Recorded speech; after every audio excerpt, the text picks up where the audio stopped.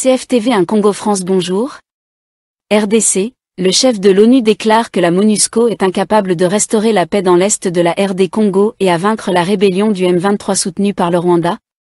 Le secrétaire général de l'ONU, Antonio Guterres, a admis l'impuissance des casques bleus de la force onusienne en République démocratique du Congo, la MONUSCO, pour combattre la rébellion du mouvement du 23 mars M23, active au Nord Kivu, dans l'est de la RDC, et soutenue, selon Kinshasa, par le Rwanda. L'ONU et la communauté internationale est dans une situation extrêmement difficile. Voyez le M23.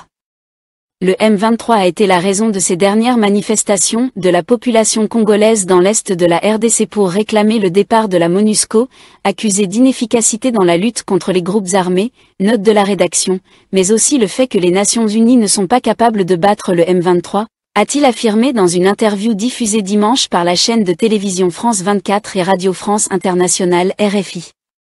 La vérité, c'est que le M23 est aujourd'hui une armée moderne, avec des équipements lourds qui sont plus perfectionnés que les équipements de la MONUSCO, a ajouté M. Guterres peu avant l'ouverture de la 77e session de l'Assemblée générale de l'ONU à New York. Ces équipements viennent de quelque part.